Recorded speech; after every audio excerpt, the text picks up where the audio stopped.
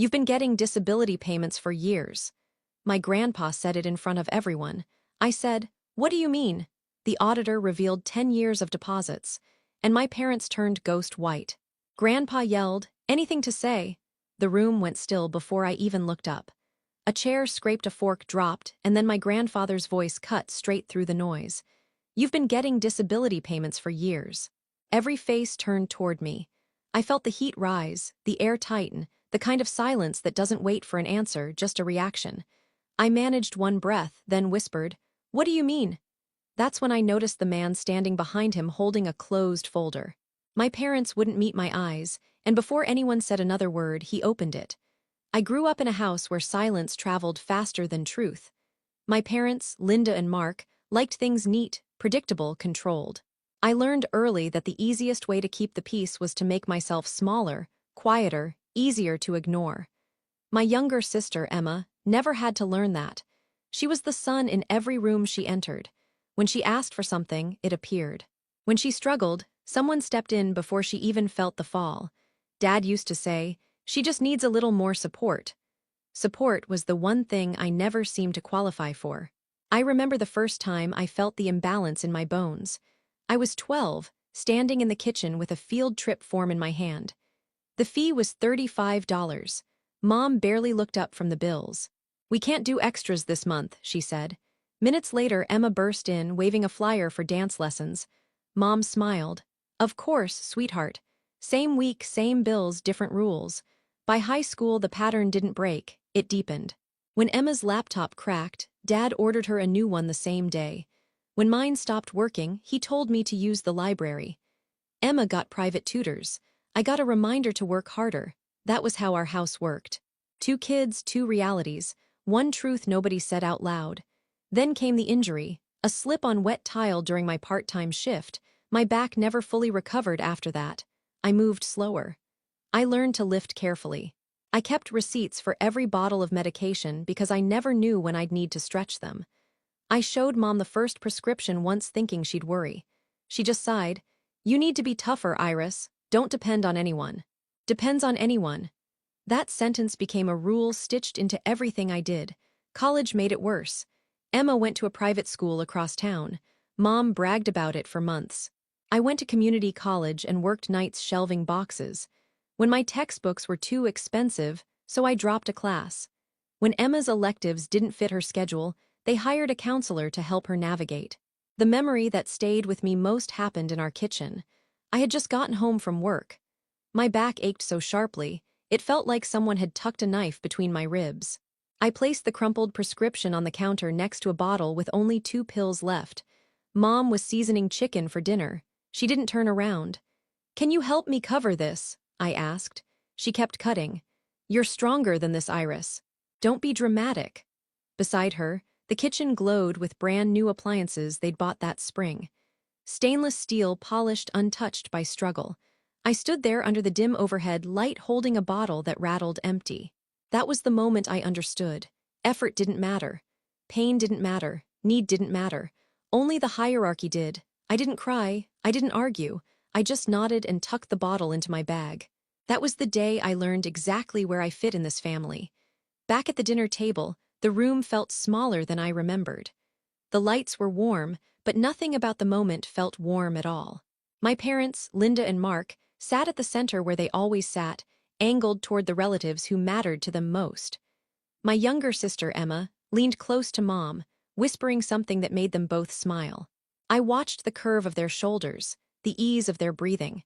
It was the kind of comfort I had never been invited into. Grandpa sat at the opposite end. The only person in the room who wasn't pretending this night was normal. His jaw was tight, and his eyes kept tracing the shape of my face as if he was searching for something. Confirmation, maybe a truth he hoped wasn't true. The man behind him, the one holding a closed folder, hadn't been introduced. But I knew he wasn't family. His posture was too straight, his presence too official. Later, I would learn he was an auditor Grandpa hired. But in that moment, he was just another reason my chest tightened. Dinner clattered along. Small talk, compliments about the food, Emma talking about her next vacation, my parents nodding like they curated her entire life. I kept my hands in my lap, fingers woven into each other to keep them steady. Grandpa didn't touch his fork. He waited. Then he did it again, said the same line he'd thrown at me minutes earlier. "You've been getting disability payments for years." He didn't shout this time. He spoke calmly, too calmly, letting the words land one by one. The table quieted again. A cousin glanced at me, puzzled. Emma looked annoyed, like the interruption inconvenienced her. I felt something sink inside me. Not fear, not anger, something heavier, a slow dawning that everyone in the room knew more about my life than I did. My throat tightened. I heard myself whisper the only thing that made sense. "What do you mean?" Mom's fingers froze around her napkin. Dad stared at his plate as if he could fall into its reflection. Nobody answered, not a single person. The man with the folder took one small step forward. And for the first time all night, I understood. Whatever this was, it wasn't a mistake. I excused myself before anyone could speak. No one tried to stop me. That was the strange part. You would think a daughter walking away from a table full of extended family, after being accused of receiving benefits she'd never seen, would cause at least one voice to rise. But nothing followed me except the dull hum of conversation, restarting the way people do when they want to pretend a scene didn't happen. The hallway outside the dining room was narrow and dim. A framed photo of my parents and Emma hung near the door, perfectly lit by a small lamp. I wasn't in the picture. I stood in front of it for a moment, letting the air cool my skin. My heart wasn't racing. It was moving slowly, steady, like it had finally given up being startled by this family. I reached for the strap of my canvas bag, the same one I used every day. Inside were folded receipts for copays, a prescription bottle with 2 pills left, and a small notebook where I tracked my medical expenses. I used to think those details made me responsible. Now they felt like evidence. Evidence of a life built without the support I was supposedly receiving. I slipped into the bathroom across the hall. The mirror caught the fuzziness of the overhead light. I pressed 2 fingers to the bridge of my nose, my usual reflex, when something heavier than anger settled in my chest. My reflection looked calm, too calm, like someone waiting for instructions. I sat on the closed toilet lid and opened my notebook. Every page was filled with dates, numbers, cheap ink bleeding into cheap paper. Rent, medication, groceries, bus fare, clinic fees.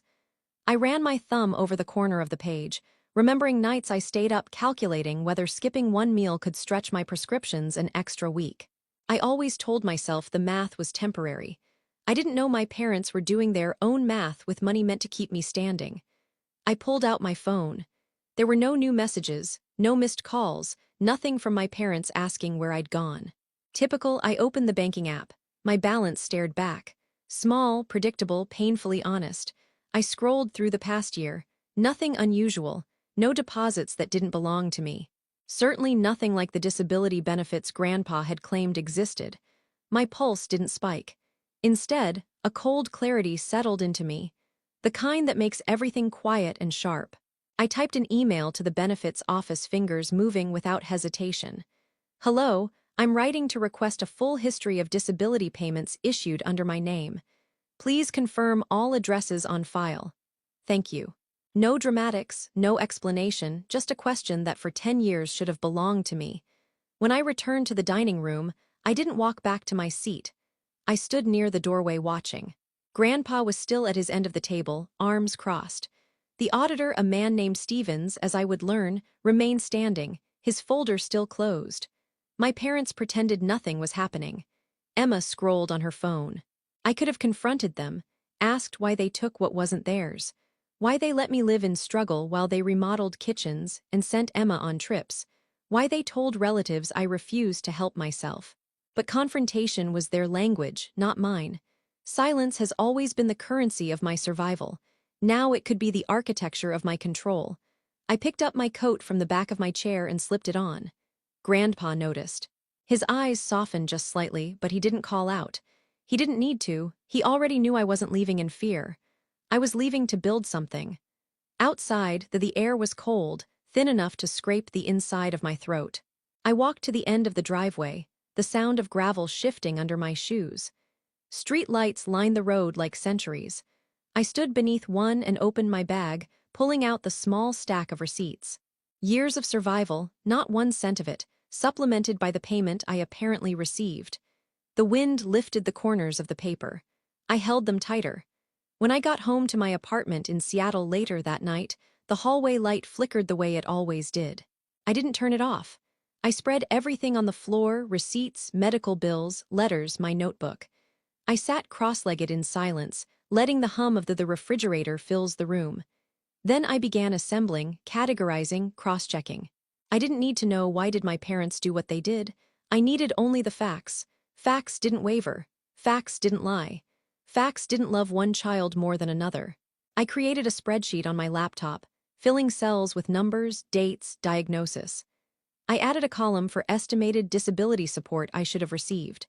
When I looked up the approximate monthly amount and multiplied it by 10 years, I felt nothing, not anger, not shock, just the weight of truth settling into place. Hour by hour, the spreadsheet grew. A quiet blueprint, a map of a life lived without the help that had been meant for me. Around midnight, my email chimed. The benefits office had acknowledged my request. I stared at the screen, then at the scattered papers around me. I exhaled slowly. This time, I whispered to the empty room, "I won't fix what they've broken." When I returned to the next day, the driveway was already full. Cars lined the curb like someone was hosting a celebration, not waiting for a truth to detonate. I stood at the edge of the walkway for a moment, letting the winter air settle over me. My breath rose in thin white strands before disappearing. That part felt fitting. Inside, the dining room looked exactly the same as it had the night before. Same warm light, same long table, same arrangement with my parents. Linda and Mark seated in the center as if they were the hosts of something grand. My younger sister Emma sat next to Mom, chin in hand, scrolling on her phone. Grandpa remained at the far end, posture straight, eyes sharp. And the man he'd brought, the auditor named Stephen, stood behind him again, folder still closed. No one greeted me, not unusual. Stevens glanced at me with a subtle nod. Grandpa's jaw tightened, a silent signal between us that today wouldn't be like last night. "Let's get this done," Grandpa said. His voice was steady, formal, stripped of the warmth he usually carried. It wasn't anger. It was authority, the kind I hadn't seen him use in years. Mom shifted in her seat. "Dad, can we not do this right now? Iris is clear." He raised one hand. She went silent. "This isn't about Iris," he said. "This is about what was taken from her." Mark cleared his throat, trying to sound calm. "We didn't take anything. There's been a misunderstanding." Stephen stepped forward. No introduction, no preamble. He opened the folder. The sound it made, paper sliding against paper cut cleaner than any accusation. Inside were neatly stacked documents arranged by year, 10 years' worth. He placed the first sheet on the table, a monthly payment column, under my name, under an address, my parents' address. He placed another sheet, another year, same pattern, same deposit, same signature, my mother's. Stevens tapped a line on the page with the end of his pen. "These payments were issued to support Iris's medical condition," he said. Every deposit was rerouted to this household instead of her residence. Mom's face drained of color. Emma stopped scrolling. Dad leaned back, arms crossed tight as if bracing for impact. "We used that money for the family," he muttered. "For your vacations," Stevens asked quietly. "For the remodel? For the SUV you purchased 5 years ago?" Mom blinked fast. "We had expenses and the school wasn't cheap." The room pressed in on itself. I didn't speak. I didn't need to. Every number on those pages spoke for me louder than I ever had the chance to. Stevens placed the final sheet on the table. A summary, 10 years, monthly deposits, totaling more than $280,000. I watched my parents' faces shift. First denial, then calculation, then something hollow and brittle. The kind of expression people get when they realize a story they crafted no longer belongs to them. Grandpa pushed back his chair. The sound echoed. He pointed at Linda and Mark. "Anything to say?" The question didn't roar this time. It landed cold and flat like a verdict. Mom's voice cracked. "We thought she didn't need it. She's always been so independent. We told everyone she was irresponsible." Grandpa cut in. "You let her go without medication. You let her work through pain so you could upgrade your kitchen." Dad looked at me, his eyes darting between fear and something like shame. "We were going to tell you eventually," when Grandpa asked. After 10 more years, silence filled the room. The kind of silence that doesn't ease, it tightens. I stood still, hands folded loosely in front of me, my canvas bag hung at my side. I felt strangely weightless. Not vindicated, not triumphant, just present. Here. Finally, in a moment that wasn't built on anyone else's narrative, Stevens closed the folder. The accounts linked to these deposits will be frozen pending investigation. Iris will be contacted directly regarding restitution. Mom's breath hitched a small, sharp sound. Dad's shoulders slumped. Grandpa turned to me. "You don't have to stay here," he said. "You don't owe them anything." I nodded once. Not to him, to myself. I picked up my coat from the back of my abandoned chair. The fabric felt cool, familiar. I slipped it on, tightening the collar gently. No goodbye, no final words, just the soft scrape of my footsteps as I walked out. Behind me, the silence finally broke.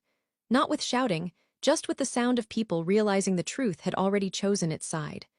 Grandpa drove in silence, hands steady on the wheel, the road stretching ahead in long, dark lines.